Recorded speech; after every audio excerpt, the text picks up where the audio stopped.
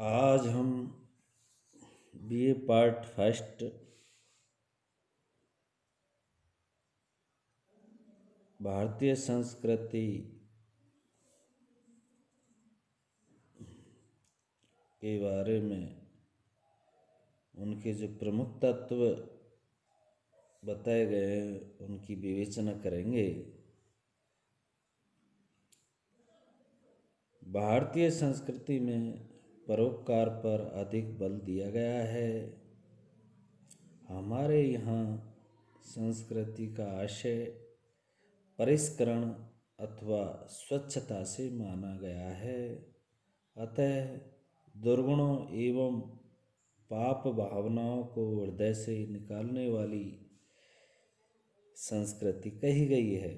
भारतीय संस्कृति के प्रमुख तत्व निम्नलिखित है। सबसे पहले त्याग एवं तपस्या। हमारी संस्कृति में त्याग को महत्वपूर्ण स्थान दिया गया है।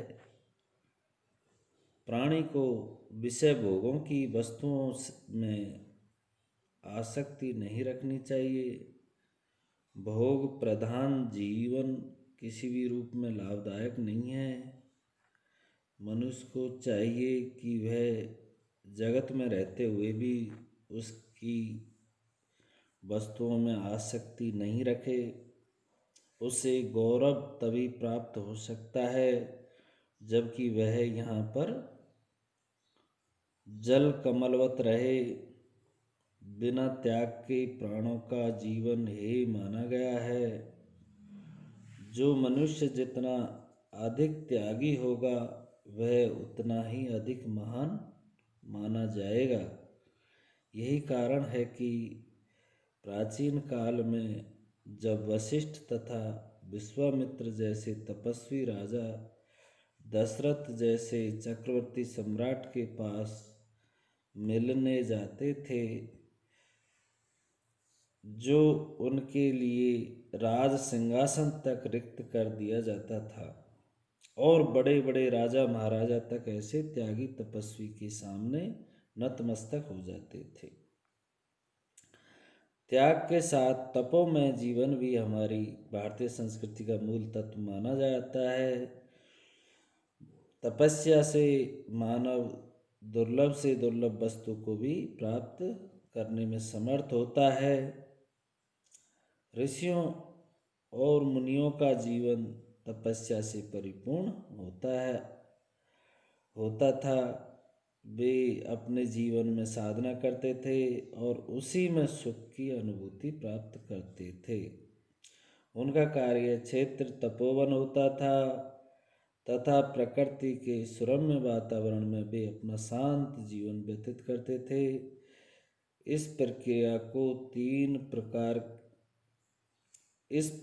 को तीन प्रकार के रूप में अभिव्यक्त किया जाता था: त्याग, तपस्या और तपोवन। इसके बाद में भारतीय संस्कृति का दूसरा मूल तत्व है सत्य एवं अहिंसा। सत अर्थात कल्याण के लिए हितकारी को सत्य कहते हैं। जो वस्तु जिस प्रकार की तथा जिस रूप में है उसका वैसा ही कथन या प्रकाशन सत्य कहा जाता है। इस संसार में सत्य ही सार वस्तु है। सत्य से ही समाज की स्थिति है। यदि सभी असत्य बोलने वाले हो जाएं तो लोक की स्थिति क्षण मात्र भी नहीं रह सकती। यह सत्य की ही महिमा है कि हम मनुष्यों का विश्वास करते हैं।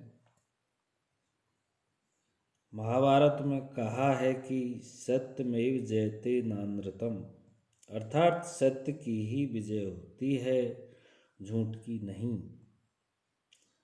सत्य बोलने से मनुष्य निर्भीक होता है।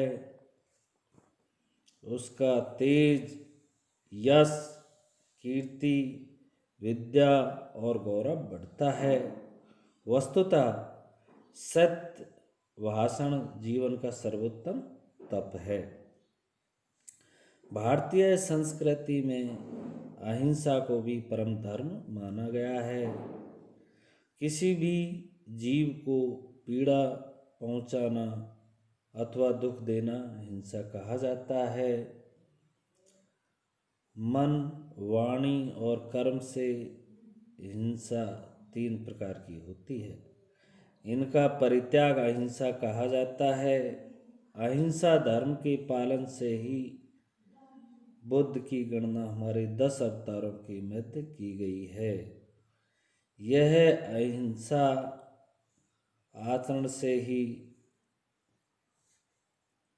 भगवान महावीर सभी मानवों के पूजनीय हो गए हैं। अहिंसा के कारण पशु भी मनुष्यों से प्रेम करते हैं। शत्रु भी अहिंसा से मित्र हो जाते हैं। मनुष्य की आत्मा अहिंसा से सुख का अनुभव करती है। अहिंसा की प्रतिष्ठा में सभी सर्वत्र निर्भर होकर विचरते हैं।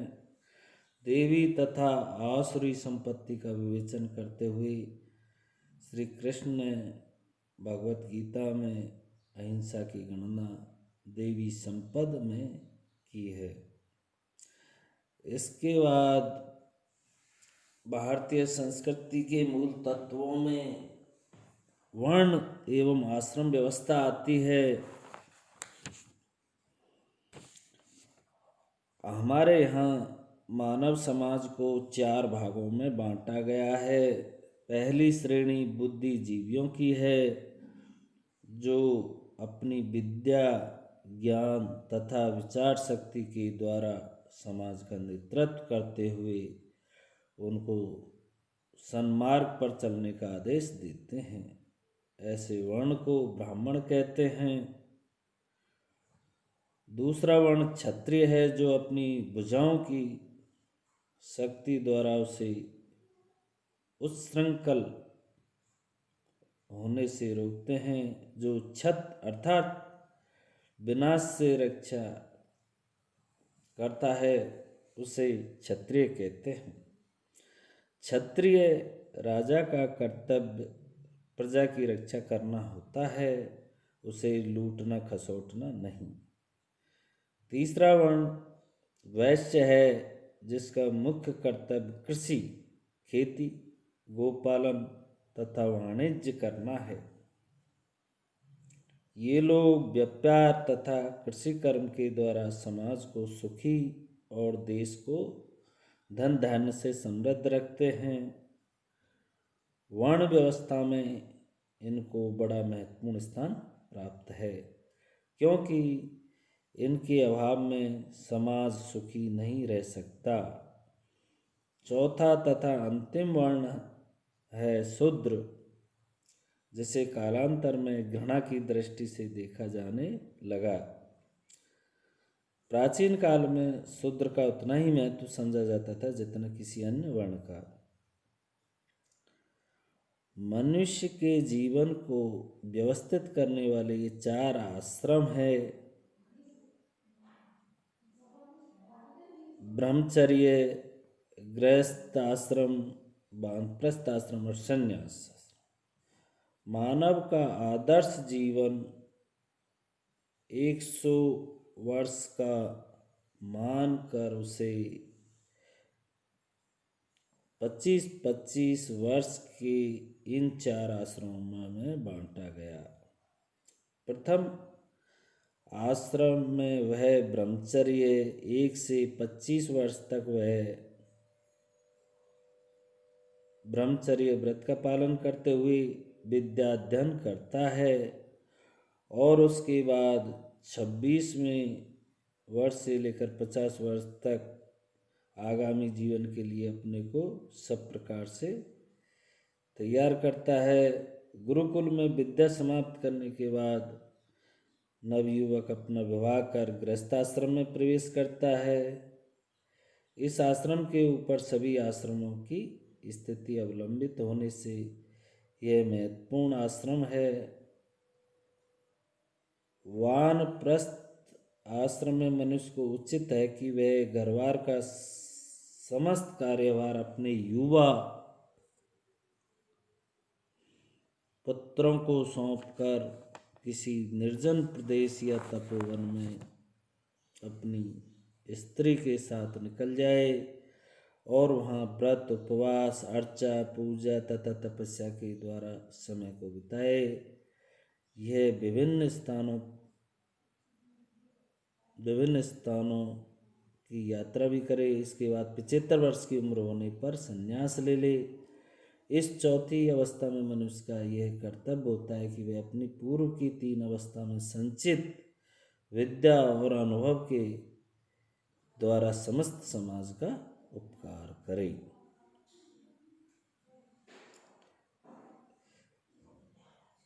इसके बाद में भारतीय संस्कृति का चौथा तत्व है धर्म एवं अध्याय। धर्म का हमारे जीवन की प्रत्येक दशा पर साक्षात या परंपरा रूप में प्रभाव है। यही पशुओं से मानव को पृथक करने वाला तत्व है। अन्यथा आहार, निद्रा, भय और मैथुन दोनों में समान रूप से उपलब्ध होते हैं। धर्म हमारा प्राण है, हम इसी के सहारे अपना जीवन यापन करते हैं। इसी कारण पुरुषार्थों में धर्म की गणना सर्वप्रथम की जाती है। जिससे भौतिक अभ्युदय तथा पारलौकिक मोक्ष प्राप्त हो, वह धर्म है। हमारा धर्म संसार के अन्य सब धर्मों से उन्नत व श्रेष्ठ है,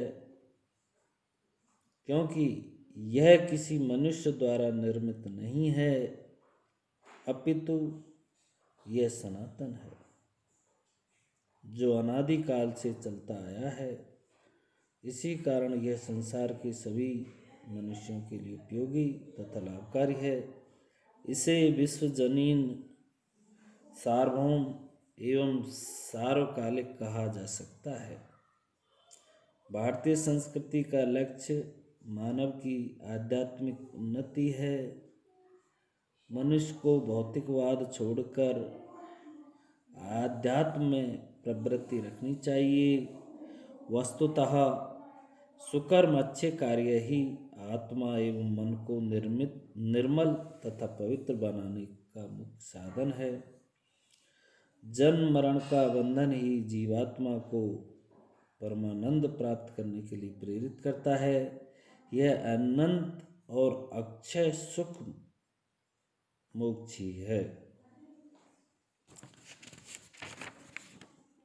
इसके बाद में भारतीय संस्कृति का मूल तत्व कर्म, पुनर्जन्म तथा मोक्ष है। जगत में प्राप्त होने वाली विषमता कर्मवाद के कारण है। आत्मा आज नित्य, पुरातन तथा सत्य वस्तु है। इसके लिए न तो जन्म है, न मृत्यु है, न उत्पत्ति, न विनाश। फिर भी बार बार देह से उसका संयोग तथा वियोग होता है। जीव के अनेक जन्म हो चुके हैं और आगे भी अनेक जन्म होंगे। पूर्व में उसने जिस प्रकार के कर्म किए हैं, उसी के फल से इसके इस जन्म की प्रकृति और भोग नियमित हुए हैं। इस विषय में ईश्वर का न तो तनिक भी पक्षपात है और न करुणा की कमी है। भगवान ने कर्म के अनुसार फल की व्यवस्था कर रखी है। सुकृत कर्मों के फल से वह सुखी तथा बुरे कर्मों के फल से दुखी होता है। वर्तमान जीवन ही हमारा प्रथम और अंतिम जीवन नहीं है। जीवन मरण की अनादि तथा अनंत श्रृंखला में वर्तमान जीवन एक साधारण कड़ी है। मनुष्य अपने कर्मों के अनुसार विभिन्न योनियों में जन्म लेता है और वर्तमान जीवन का अंत हो जाने पर वह पुनर्जन्म ग्रहण करता है। जो पैदा हुआ है उसकी मृत्यु निश्चित है, और जो मर चुका है उसका जन्म लेना भी आवश्यक है। यह ध्रुव सत्य है। अपने पुनर्जन्म के वृत्तांत को पूर्ण रूप से स्मरण रखने वाले व्यक्ति आज भी देखे जाते हैं। इन्हें जाति स्मर कहते हैं। मोक्ष या मुक्ति परम पुरुषार्थ है। दुखों की अत्यंत निवृत्ति ही मोक्ष है। मनुष्य ज्ञानाग्नि से सारे कर्मों को जलाकर मोक्ष पाता है, फिर उसका आवागमन का यह चक्र समाप्त हो जाता है। इसके बाद में भारतीय संस्कृति के मूल तत्वों में वेद, यज्ञ एवं संस्कार आते हैं।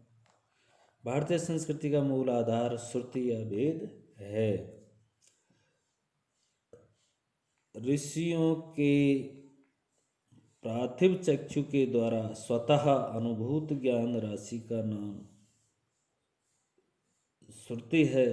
श्रुति अर्थात वेद ऋषियों के द्वारा अनुभव किए गए आध्यात्मिक तथ्यों के भंडार है, जो स्वानुभूति के ऊपर अवलंबित है। हमारे पास मेधावी विद्वान भी श्रुति के सिद्धांतों के सामने अपना मस्तक झुकाते हैं। वेद की सत्यता तथा प्रामाणिकता में विश्वास ही हमारे लिए आस्तिकता का सूचक है। नास्तिको वेद निंदकः के अनुसार जो वेद का निंदक है वही नास्तिक है। धर्म का परम प्रमाण श्रुति है। यज्ञ वैदिक धर्म का मेरुदंड है। अग्नि में नाना देवताओं को उद्दिष्ट कर हविष्ट अथवा सोम रस का हवन यज्ञ के नाम से अभिहित किया जाता है। यज्ञ प्राकृत और अनुष्ठेय के भेद से दो प्रकार का होता है। प्राकृतिक यज्ञ तो प्रकृति में सतत होता रहता है, और दूसरा अनुष्ठेय या कृत्रिम यज्ञ मनुष्यों के द्वारा किया जाता है। प्राकृतिक यज्ञ ही इस कृत्रिम यज्ञ का आधार है। प्राकृतिक यज्ञ में विज्ञान के सिद्धांत तथा अनुष्ठेय यज्ञों में उनका प्रयोग बताया गया है। संस्कार का सामान्य अर्थ शुद्धि या स्वच्छता से है। मानव जीवन संस्कार से ही परिशुद्ध होता है।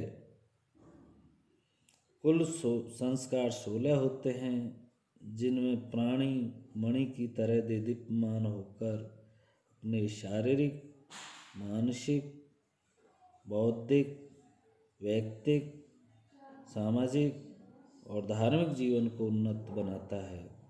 मानव को विविध सांसारिक कष्टों से मुक्ति दिलाने के व उसका जीवन मंगलमय बनाने के लिए इनका विधान किया गया है। इसलिए कहा जाता है कि मनुष्य का जीवन संस्कारों से परिचालित है। अच्छे संस्कार वाला व्यक्ति अपने जीवन में सर्वत्र यश प्राप्त करता है, जबकि संस्कार विहीन को अपयश के अतिरिक्त अन्य कुछ प्राप्त नहीं होता। आज भी जो माता पिता अपने बच्चों में अच्छे संस्कार डालते हैं वे भविष्य में सुख पाते हैं तथा उनकी संतान समाज व राष्ट्र में उन्नति करती हुई अपना सुयश कीर्ति फैलाती है।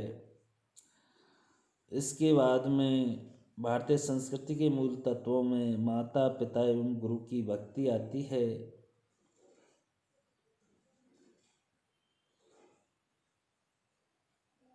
भारतवर्ष में शिष्टाचार को प्रारंभ से ही महत्वपूर्ण स्थान मिलता है। इसमें माता पिता और गुरुजनों के प्रति असीम भक्ति आती है। उपनिषदों में मातृ देवो भव, पितृ देवो भव,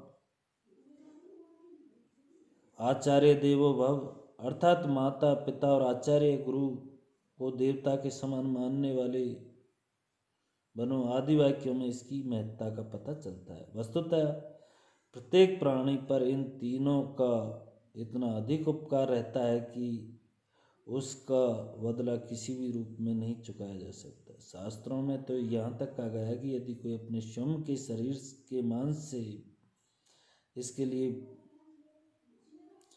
शास्त्रों में तो यहाँ तक कहा गया है कि यदि कोई अपने स्वयं के शरीर के मांस से इनके लिए पाँवों के जूते बनवा कर इन्हें पहना दे तो वह इनके ऋण से मुक्त नहीं हो सकता।